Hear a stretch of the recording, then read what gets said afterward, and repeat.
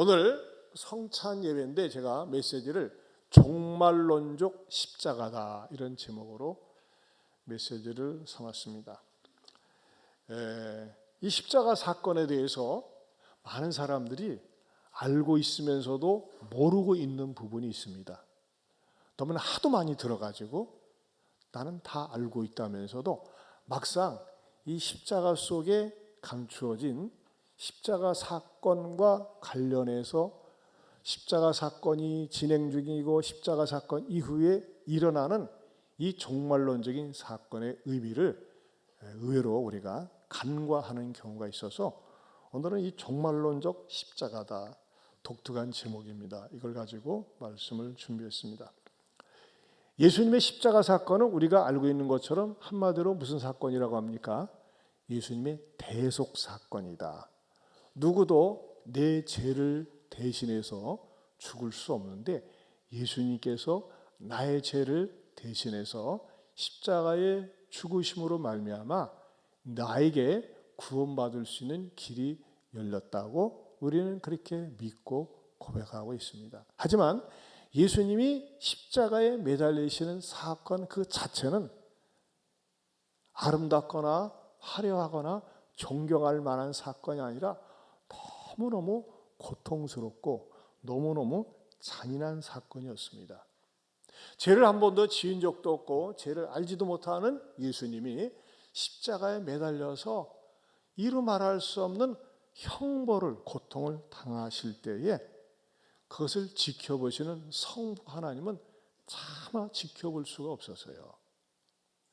여러분, 우리 주변에 의외로 생각 밖으로 고통을 당하는 남편이나 아내나 자녀들을 보면요, 어쩌면 좋지 애만 탑니다.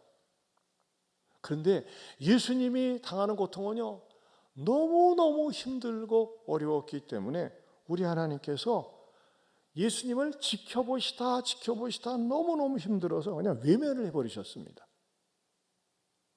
하나님께서 보지를 않으셨어요. 그때 주님은 뭐라고 합니까? 하나님, 왜 나를 버리시나요?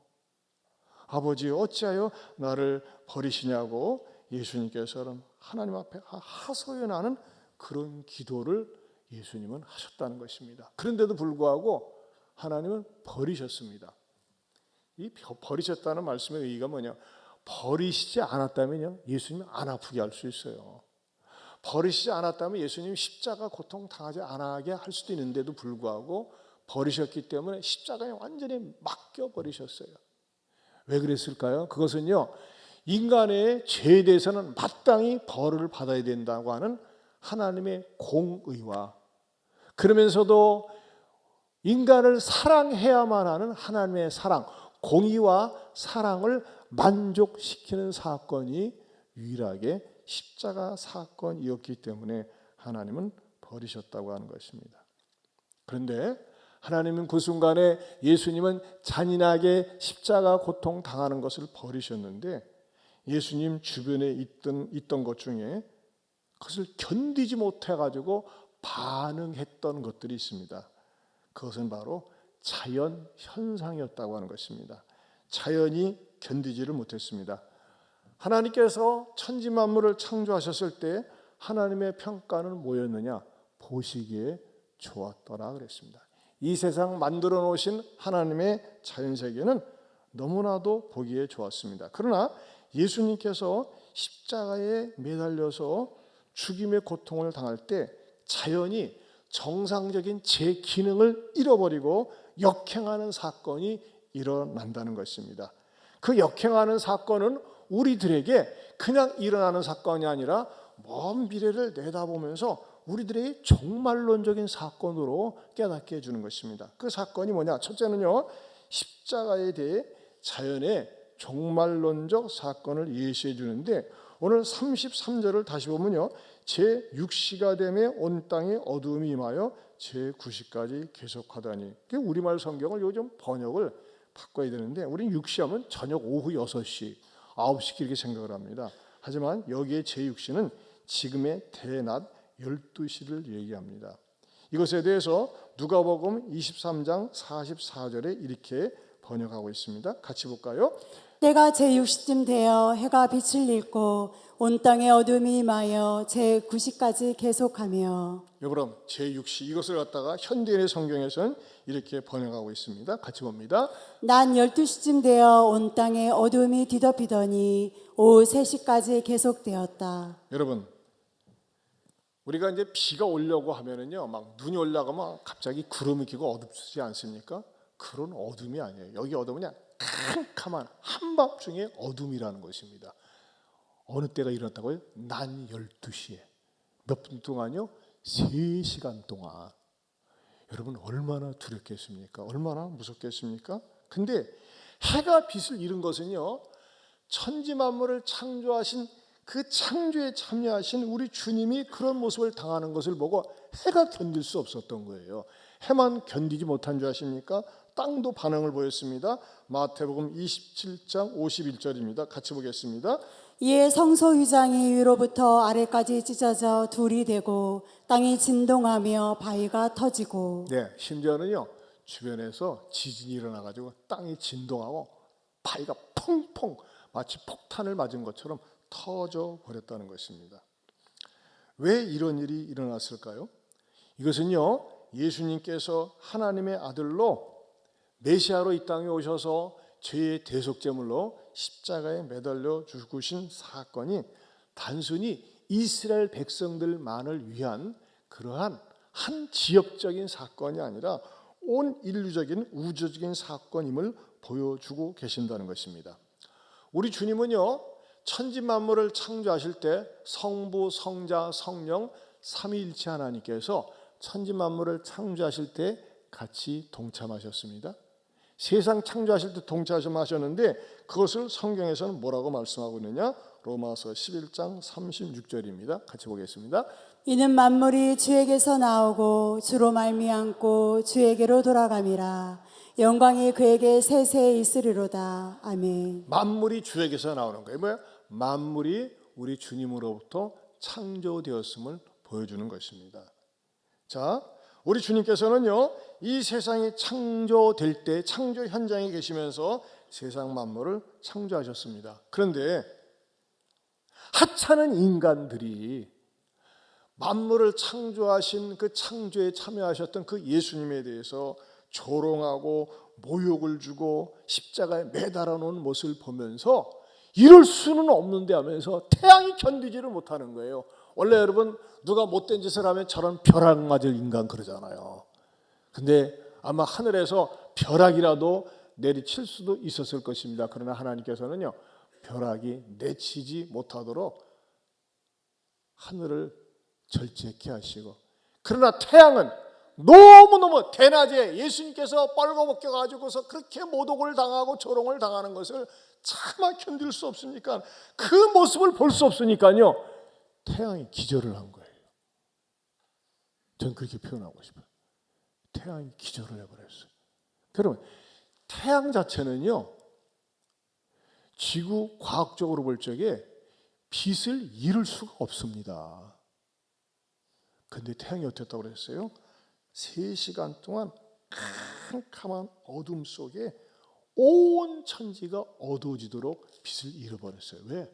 주님이 당하시는 그 모습을 보면서 도무지 자기의 기능을 제대로 살려서 빛을 비출 수가 없었던 것입니다.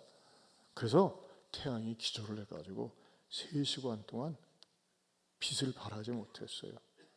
대낮인데도 빛을 잃어버린 것입니다. 그래서 여러분, 찬송가에도 이것을 묵상하면서 이렇게 작시를 하지 않았습니까? 주십자가 못 박힐 때 그 해도 핀 잃고 그 밝은 빛 가리워서 캄캄케 되었네. 주십자가 못 박힐 때 그 해도 빛 잃고 그 밝은 빛 가리워서 캄캄케 되었네. 여러분, 저는요, 여러분들이 예수님께서 십자가에 못 박혀 고통당하고 돌아가시기 그 순간까지 3시간 동안 해가 해의 기능을 상실하고 태양이 기절을 해가지고 완전히 죽은 것처럼 어두움이 왔다고 하는 것은요, 어떤 사건인 줄 아세요? 그것은 예수님의 십자가의 배경 화면으로 등장하기 위한 사파가 아니라는 것입니다. 아니면 예수님의 십자가를 더욱더 감성적으로 분위기 있게 만들기 위해서 성경 기자들이 밑거름으로 넣은 사건이 아니라는 것입니다. 이 사건은 우리들에게 주는 아주 오묘한 진리가 있습니다. 여러분, 예수님은요, 이 땅에 아기로 탄생할 때부터 돌아가실 때까지 천지 만물 가운데서 중요한 천체가 중요한 역할을 했는데, 예수님이 탄생하셨을 때는요, 별들이 가이드 역할을 했어요. 별들이 어디에 나와 있습니까? 마태복음 2장 2절입니다. 같이 보겠습니다. 유대인의 왕으로 나신 이가 어디 계시뇨? 우리가 동방에서 그의 별을 보고 그에게 경배하러 왔노라 하니. 여러분, 인류 역사상 뭐 그런 건 있어요. 누가 태어났다고 그러지 별이 떴다라는 얘기 들어본 적이 있어요. 그러나 이 별은요, 계속 동방의 박사들을, 지금 우리 그러면 이란에 있는 박사들을 계속 인도했다고 기록하고 있습니다. 한마디로 우리 예수님, 만왕의 왕으로 태어나신 예수님이 이 땅에 아기로 태어났을 때는요, 별이 가이드 역할을 했어요. 근데 우리 주님께서 세상을 떠나실 때는요, 어떻게 했습니까? 태양이 그 기능을 상실하고 빛을 잃어버렸다는 것입니다. 즉, 우리 예수님께서 당하신 이 종말론적인 사건은요, 더 무엇을 보여주는 줄 아십니까? 예수님이 세상 떠나실 때에 태양이 너무너무 서럽고 무섭고 억울하고 분한 나머지 견딜 수 없어가지고 완전히 빛을 잃어버렸어요. 여러분, 이것은요, 우리들에게 무엇을 예표적으로 보여주는 줄 아십니까? 온 인류 마지막 때 이 세상의 심판을 당할 때에 일어날 수 있는 마지막 사건을 예표적으로, 그림자로 미리 보여주고 있는 것입니다. 그것을 마가복음 13장 24절에서 27절은 이렇게 말씀하고 있습니다. 같이 봅니다. 그때 그 환란 후 해가 어두워지며 달이 빛을 내지 아니하며 별들이 하늘에서 떨어지며 하늘에 있는 권능들이 흔들리리라. 그때 인자가 구름을 타고 큰 권능과 영광으로 오는 것을 사람들이 보리라. 또 그때 그가 천사들을 보내어 자기가 택하신 자들을 땅 끝으로부터 하늘 끝까지 사방에서 모으리라. 여러분, 우리 주님의 재림의 종말론적인 이 사건이 어떻게 농담처럼 보입니까? 공상 과학 소설처럼 보이십니까? 네, 마저 읽어 계시겠습니다. 죄송합니다. 네, 마저. 예, 집사님 뒷구절 죄송합니다. 또 그때에 마저 띄워주세요. 시작. 또 그때 그가 천사들을 보내어 자기가 택하신 자들을 땅 끝으로부터 하늘 끝까지 사방에서 모으리라. 여러분, 이 사건은요, 앞으로 다가올 사건입니다. 여러분, 상상을 한번 해보세요. 해가 어두워집니다. 해가 어두워지면 그 기능을 잃어버리니까 별들이, 달이 빛을 내지 않냐고 별들이 하늘에서 다 떨어지고 하늘의 권능들이 흔들린다고 그랬습니다. 그 앞구절 다시 띄워줘 보세요. 그때 그 환란 후 해가 어두워지며 달이 빛을 내지 아니하며 별들이 하늘에서 떨어지며 하늘에 있는 권능들이 흔들리리라. 그 다음에요, 그 다음 구절에요, 그때에 인자가 구름을 타고 권능과 영광으로 오는 것을 사람들이 보리라. 그 다음 구절에요, 다 같이요, 그 다음 구절 시작. 또 그때 그가 천사들을 보내어 자기가 택하신 자들을 땅 끝으로부터 하늘 끝까지 사방에서 모으리라. 여러분, 오늘날 많은 현대교회가요, 예수님의 재림에 대해서 둔감하거나 설교를 잘 하지 않으려고 합니다. 왜? 너무나 똑똑한 목회자들이, 똑똑한 교회가 비현실적이다, 어떻게 저런 일이 있겠느냐, 이런 생각을 합니다. 여러분, 교회가 부패하고 타락하면요, 어떻게든지 성도들을 비위를 맞춰주는 설교를 하려고 합니다. 도덕적인 설교, 고상하게 살자, 아름답게 살자, 멋있게 살자, 잘못된 것은 아닙니다. 하지만 여러분, 우리 그리스도인들이 정신 차리고 들어야 될 메시지가 있습니다. 주님은 반드시 재림하십니다. 여러분 한번 상상을 해보세요.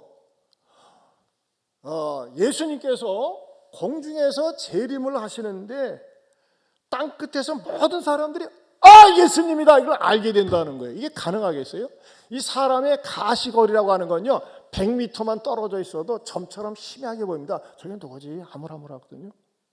근데 어떻게 전 세계 모든 만민들이 여기는 동이면 저쪽이 서고 말이죠. 이쪽이 낮이면 저쪽은 밤인데 어떻게 전 세계 사람들이 동시다발로 한꺼번에 알아볼 수 있습니까? 이 현재의 자연 질서 가지고서는 알아볼 수가 없습니다. 그러니까 천체가 뒤집혀지는 거예요. 어떻게 하겠어요? 주님이 동시다발적으로 알아볼 수 있게 오시도록 천체가 뒤집혀지는 격변의 사건이 일어난다는 것입니다. 그러기 위해서 이런 사건이 있는 것입니다. 결코 이것은 여러분 공상과학소설이 아닙니다. 우주적인 농담이 아닙니다. 잘난 척하는 똑똑한 기독교인들이요, 정신 차리세요. 이런 일은 없다고요. 아니에요. 일어납니다. 반드시 일어납니다. 주님의 재림의 사건이 일어납니다. 그런데 이 종말론적인 사건을 미리 보여주는 사건이 뭐냐? 우리 주님이 십자가에 매 달리실 때에 태양이 빛을 잃은 사건을 통해서 미리 보여주고 있는 것입니다. 어느 때요? 예수님께서 구름을 타고 재림하실 때에 온 천체가 뒤집혀지고 종말론적인 사건이 온다는 것을 보여주고 있는 것입니다. 저는 분명히 그날이 올 줄로 믿습니다. 그렇다면 우리 그리스도인들은 어떤 자세를 가지고 살아야 될까요? 그것은 바로 예수님의 십자가를 평소에 어떻게 대하며 살아야 하느냐에 따라서 달려 있다는 것입니다. 무엇보다도 그리스도인들은 부정적인 자세를 갖지 말아야 됩니다. 부정적인 자세는 뭡니까? 오늘 본문에도 나와 있어요. 34절에 보면 제9시에 예수께서 크게 소리 지르시되 엘리 엘리 라마 사박다니 하시니 이를 번역하면 나의 하나님 어찌하여 나를 버리셨나이까 하는 뜻이라 그랬어요. 그때 35절에 보면 곁에 섰던 자 중 어떤 이들이 듣고 이르되 보라 엘리야를 부른다 하고, 이거 뭐예요? 예수님을 조롱하는 것입니다.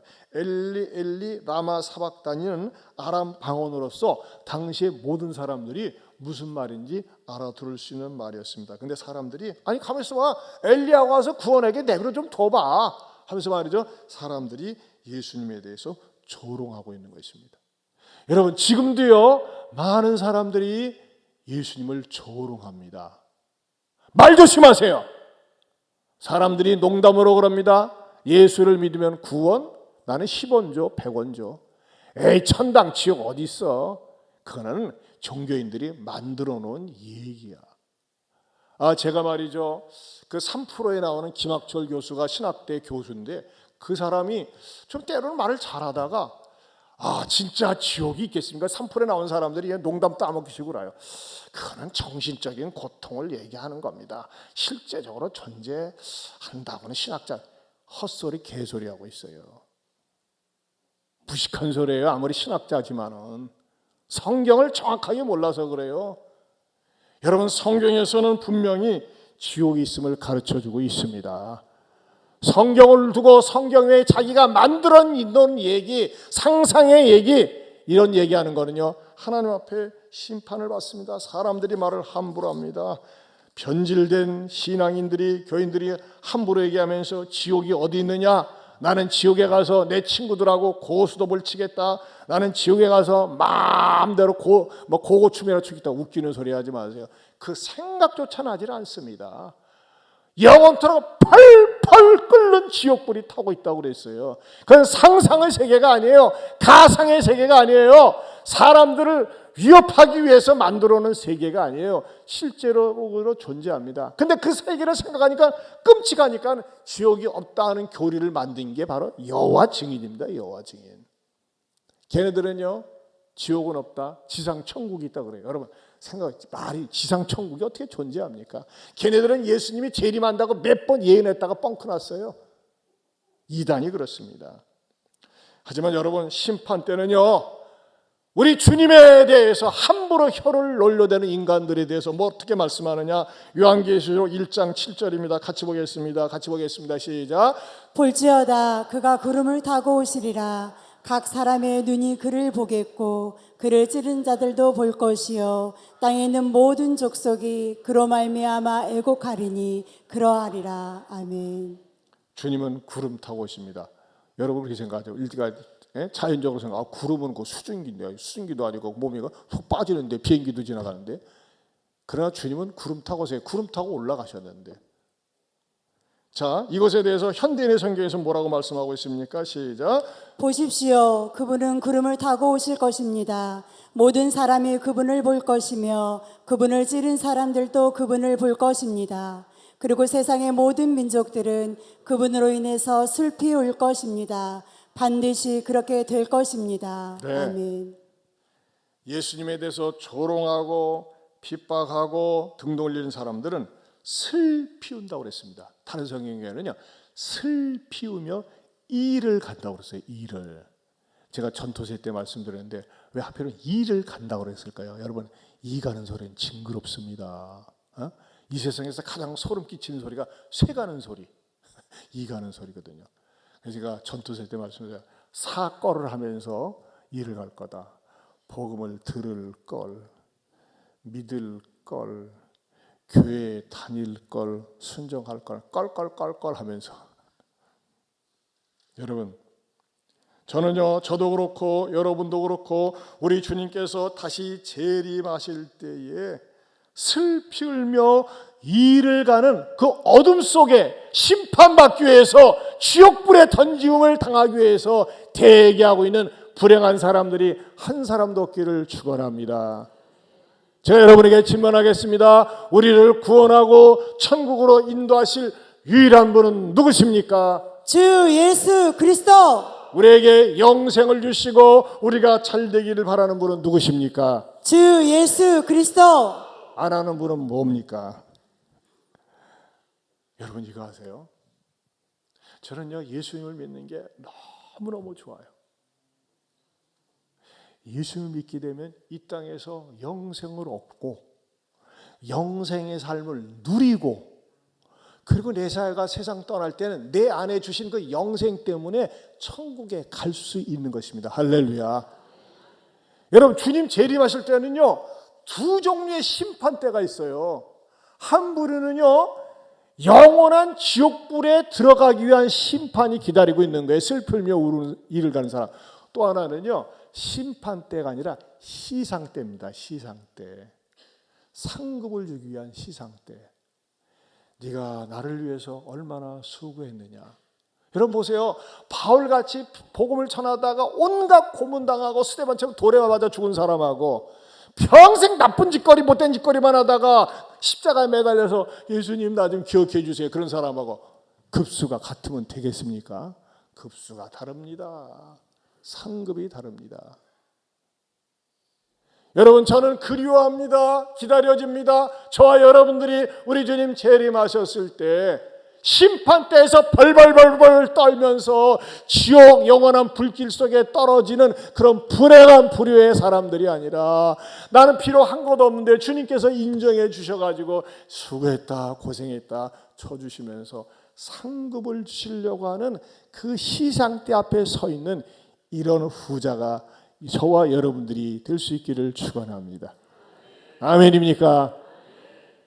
이런 사람들은요, 주님 재림하실 때 이를 갈지 않아요. 슬퍼하지 않아요. 어떻게 합니까? 마라나다 주 예수여 어서 오시옵소서 노래 부를 수 있는 것입니다. 따라서 합시다. 마라나다 주 예수여 어서 오시옵소서. 어서 오시옵소서. 그러면서 저는 여러분들에게 세 번째, 하늘이 열리는 축복이 있기를 바랍니다. 하늘이 열리는 축복. 여러분, 성경에서 스데반은 열심히 복음을 전하다가 예수님을 증거하다가 어떻게 죽임을 당했습니까? 돌에 쳐맞아 죽었습니다. 돌에 많은 사람들이 돌팔매질을 하면서 피투성이가 되어서 죽었습니다. 인간적으로 보면 얼마나 비참한 죽음인지 모릅니다. 그래서 성경에서는 그의 죽음을 어떻게 묘사하고 있습니까? 사도행전 7장 56절입니다. 같이 보겠습니다.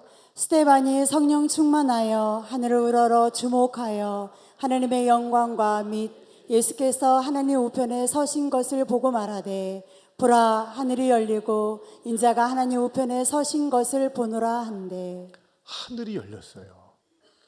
여러분, 예수님을 사랑하고 믿고 죽는 사람들은요, 죽을 때 표정이 달라요.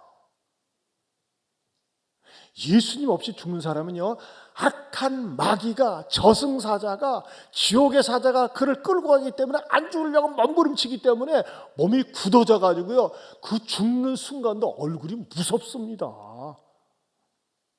그런데요, 예수님을 믿고 예수님을 사랑하고 충성하며 살다가 죽는 사람들은요, 얼굴 표정이 홀가분합니다.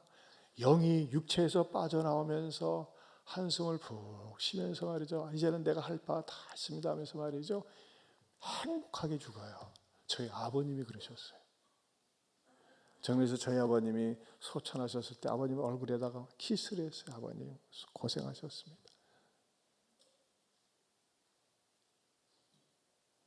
여러분, 저는 이왕이면요, 저도 그렇고 여러분도 그렇고 우리가 언제 세상을 떠날지 몰라요. 우리 김명선 성도님도요, 보니까는요, 정말 마음이 아파요. 남편이 53살인데 담담으로 고생하시다가 이렇게 소천하셨어요. 참 어떡하겠어요. 인간적으로 아쉽죠.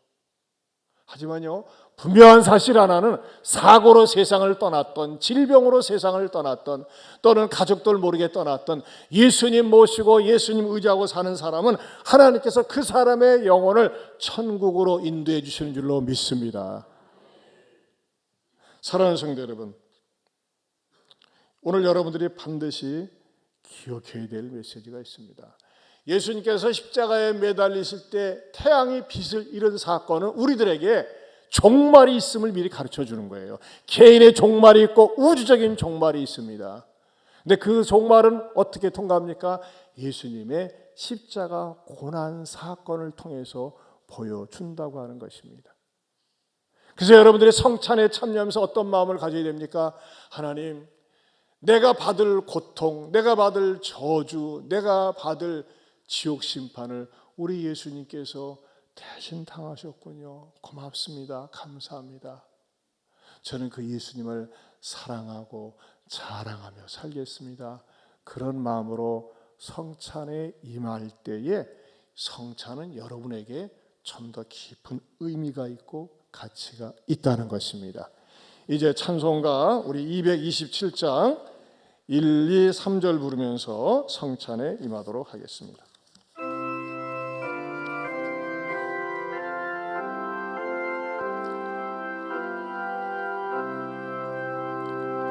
주 앞에 성찬 받기 위하여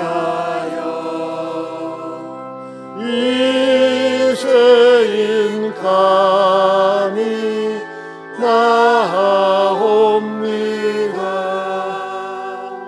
주 공로 믿고 떨며 나오니 내 죄를 용서하여 주소서. 죄길로 나가 방황했으나 주 앞에 감히 돌아옵니다. 자녀될 자녀 내게 없어도 주 나를 용납하여 주소. 다시 한번 말씀드린다. 3층에 계신 분들 가운데서 성찬에 참여하시고 싶은 분들은 2층으로 내려와 주시면 감사하겠습니다. 우리 2절 다시 한번 부르겠습니다. 죄 길로 나가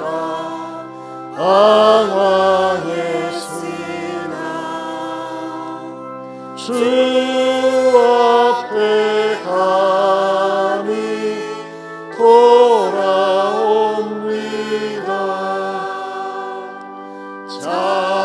자녀들 자녀 내게 없어도 주 나를 용납하여 주소서. 아멘.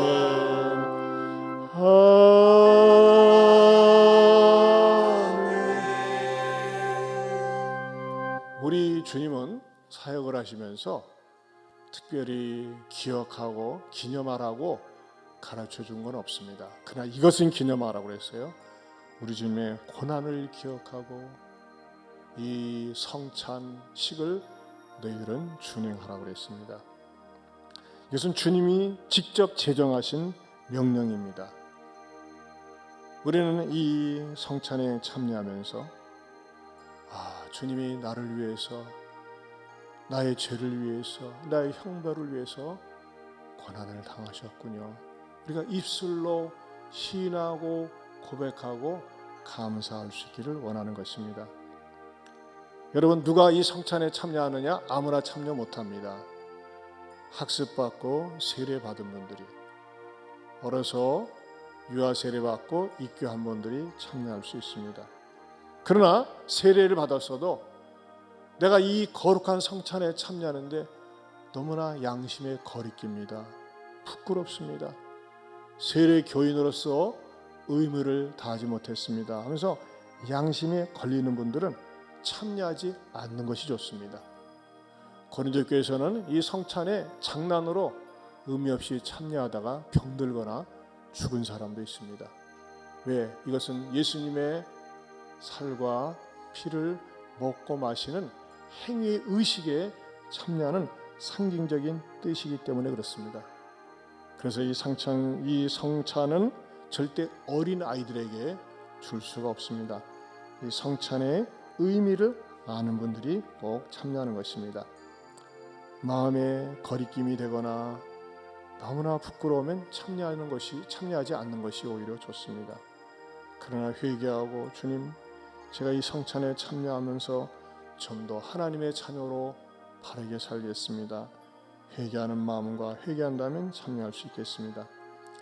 예수님께서 잡히시기 전날 떡을 들고 제자들과 함께 만찬을 하시다가 떡을 떼어서 나눠주셨습니다. 이 시간에 성찬위원들이 여러분들에게 나눠드릴 때 이 떡을 입에다 넣고 찬양으로 주님의 고난을 묵상하실 수 있길 바랍니다.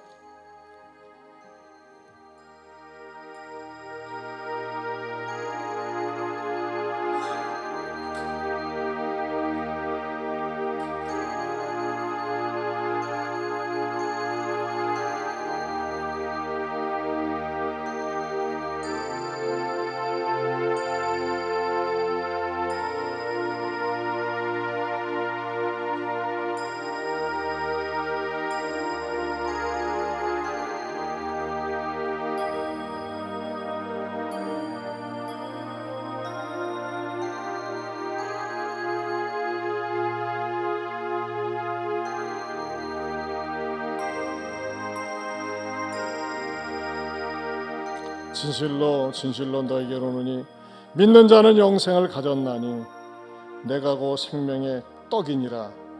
너희 조상들은 광야에서 만나를 먹었어도 죽었거니와 이는 하늘에서 내려오는 떡이니 사람으로 하여금 먹고 죽지 아니하게 하는 것이니라.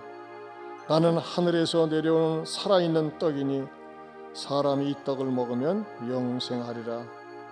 내가 줄 떡은 그 세상의 생명을 위한 내 살이니라 하시니라.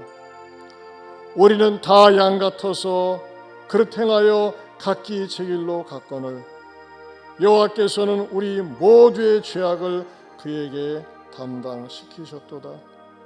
그가 곤욕을 당하여 괴로울 때에도 그의 입을 열지 아니하였으며 마치 도수장으로 끌려가는 어린 양과 털 깎는 자 앞에서 잠잠한 양같이 그의 입을 열지 아니하였도다.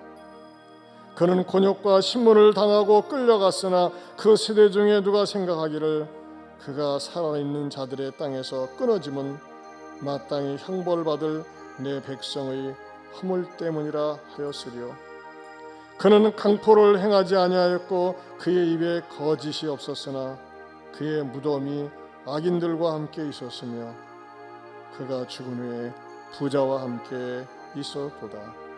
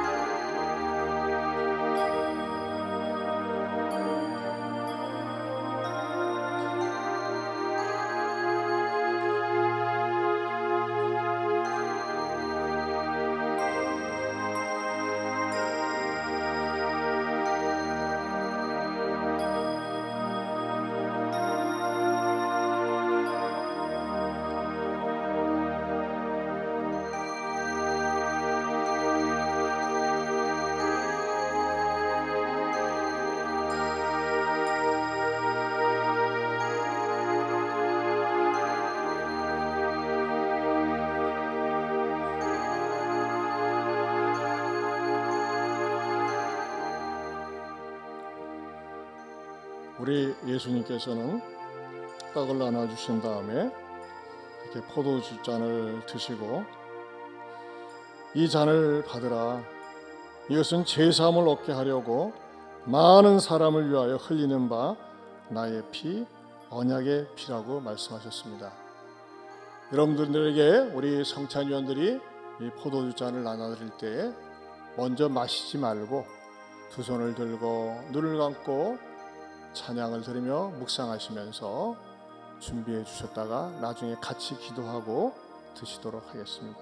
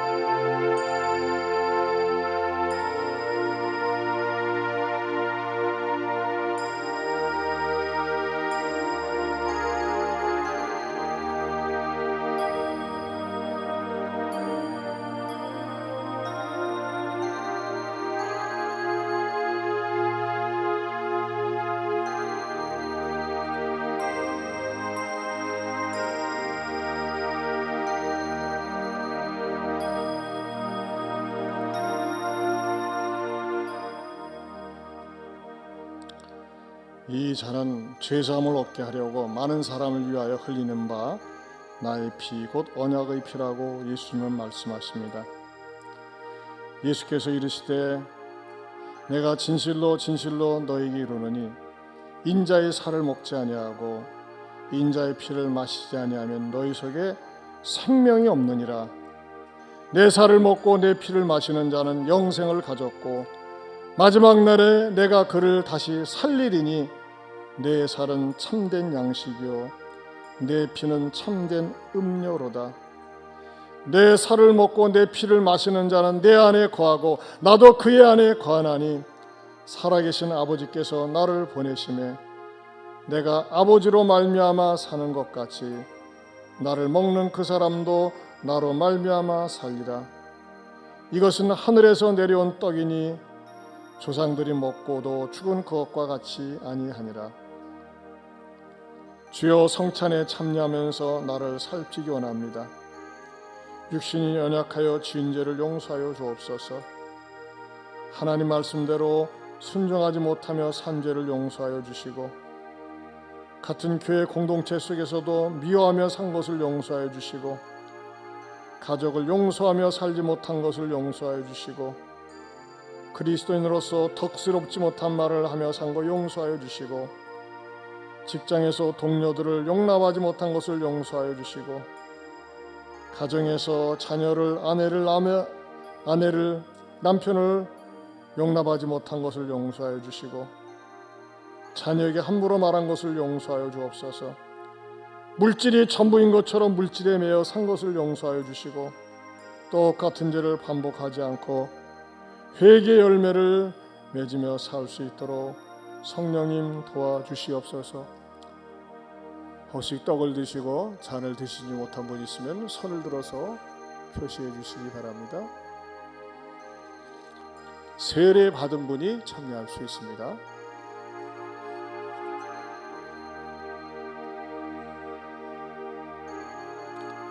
하나님 아버지, 이 거룩한 성찬에 참여할 수 있는 특권 주심을 감사합니다. 이 참여하는 의식이 형식적인 의식이 아니라 정말 주님이 나의 죄를 위해서 모욕과 천대와 멸시를 당했음을 믿고 나를 의롭다 하기 위해서 주님께서 십자가에 죽으시고 부활하셨음을 믿으면서 복된 그리스도인의 삶, 빛과 소금이 되는 그리스도인의 삶을 살게 하여 주시옵소서. 바깥에 나가서 자랑할 것은 예수 그리스도의 십자가 외에는 없다고 하는 것을 내 입술로 몸으로 보여주며 살게 하옵소서.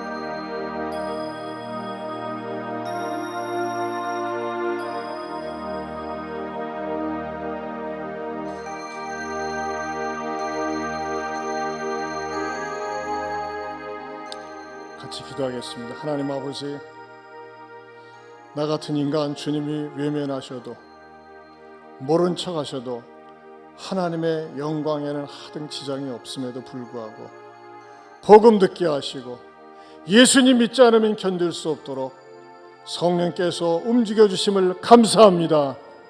주여, 나를 죄로부터 구원하시고 저주로부터 구원해 주시고 지옥 심판으로부터 구원해 주신 그 주님을 늘 사랑하며 늘 자랑하며 살게 하여 주시옵소서. 주님이 흘리신 보혈을 상징하는 포도주를 마실 때에 아버지여, 몸에 질병이 있는 분 있습니까? 암 투병 생활하는 분 있습니까?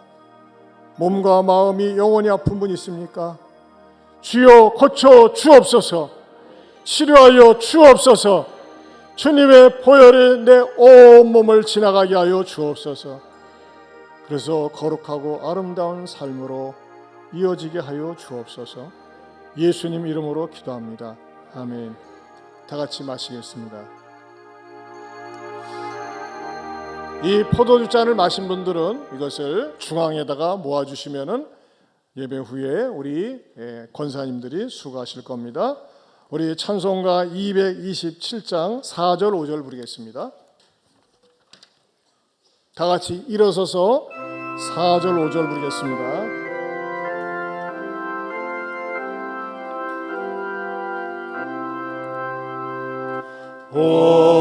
오늘한 주의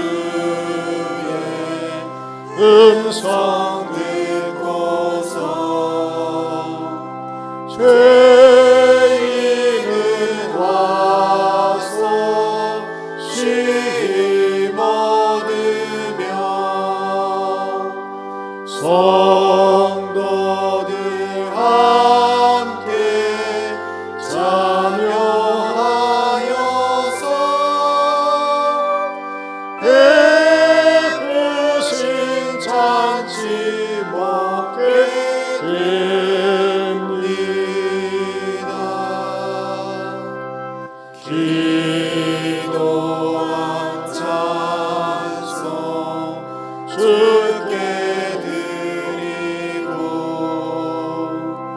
주님의 떡과 잔을 받으니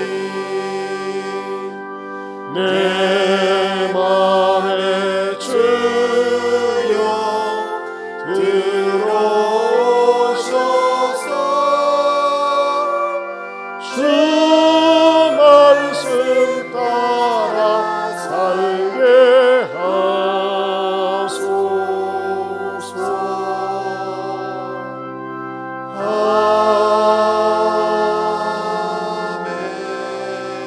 아멘. 이제는 우리 주 예수 그리스도의 은혜와 하나님 아버지의 변함이 없는 사랑과 성령님의 감화 감동 교통하심의 은혜가 주님이 당하신 고난을 묵상하며 주님을 더욱 사랑하고 자랑하며 살겠노라고 마음에 다짐하는 모든 성도들 위해 영원토록 함께 있을지어다. 아멘.